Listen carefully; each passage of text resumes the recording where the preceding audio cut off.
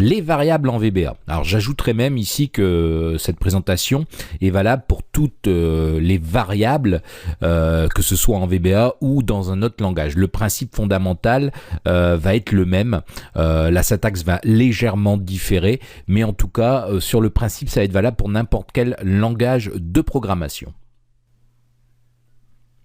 Alors, une variable, ça peut être vu comme une boîte, comme ici à l'écran, dans laquelle vous allez stocker une information. Alors, cette information peut être diverse, ça peut être un chiffre, ça peut être une date, ou ça pourrait très bien aussi être un texte. Alors, évidemment, il ne s'agit pas d'une vraie boîte. Ici, on va imager les choses, mais on pourrait dire qu'une variable va stocker des données qui nous permettront ensuite d'être appelées n'importe quand ou de les réutiliser pour faire des calculs. Alors, évidemment, ici, dans cette image, vous pouvez vous rendre compte que la boîte, c'est le nom de ma variable. Ici, elle s'appelle boîte. Et quand on va parler de variable dans n'importe quel langage de programmation, on va avoir aussi le type de la variable. Et ici, le type, vous pouvez le voir, il y en a 3 différents, chiffre, date, texte. Alors ici, on ne parle pas vraiment en langage de programmation, hein, mais c'est exactement ce que vous allez retrouver, différents types de variables dans n'importe quel langage de programmation. Alors, pour nommer une variable, vous avez à peu près toutes les possibilités, tous les textes ou toutes les lettres, tous les mots que vous désirez. Par contre, il existe quand même quelques restrictions, notamment ici, comme vous pouvez le voir, les mots-clés réservés à Excel. Par exemple, Sheets, Cells, Worksheet, Columns ou Row. Alors, évidemment, ce sont des fonctions, des mots-clés qu'on va utiliser dans Excel. Donc, on peut pas, c'est une restriction, vraiment, je ne vais pas pouvoir appeler, par exemple, ma procédure ou ma macro Columns, qui correspond à une colonne, l'objet colonne dans Excel, donc ça va pas fonctionner, ça c'est interdit. Alors il y a d'autres restrictions aussi, c'est par exemple que vous ne pouvez pas utiliser l'espace dans le nom de votre variable ou tout simplement le caractère moins. Par exemple ici, ma espace variable c'est proscrit ou ma-variable c'est interdit. Alors ensuite il y a des choses autorisées comme par exemple l'underscore. L'underscore est admis comme par exemple ici ma_variable, ça vous pouvez.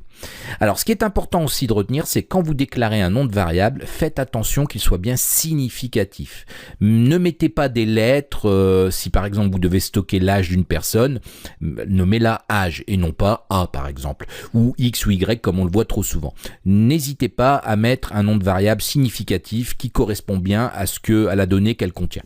Donc ça c'est une chose. Alors ensuite, on a parlé des noms, ici maintenant on va parler des types. Alors les types, il en existe beaucoup. En voici quelques-uns et il y en a un qu'on connaît déjà parce qu'on en a déjà parlé. C'est le type, le premier que vous pouvez voir ici, le type boolean. Alors on peut voir que dans le tableau que j'ai ici à l'écran, il utilise 2 bits de mémoire. Et ces valeurs, c'est simple, il n'y en a que 2. C'est true or false, ce qui se traduit par vrai ou faux. Donc ça, on l'a déjà vu, on a vu un peu comment ça fonctionnait lors de la présentation du premier code.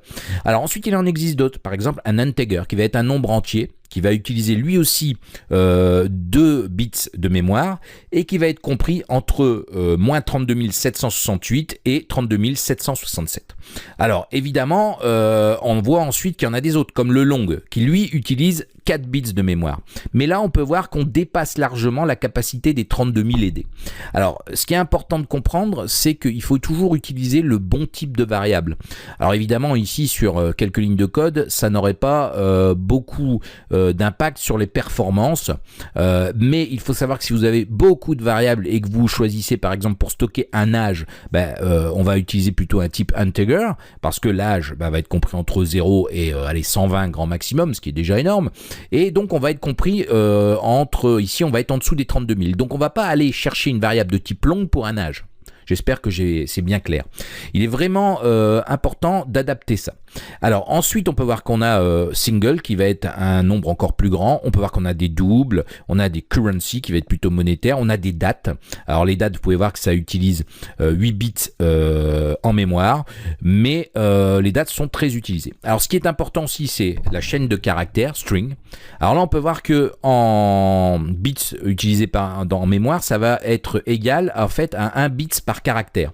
Donc ça va varier en fonction de la longueur de votre chaîne de caractères.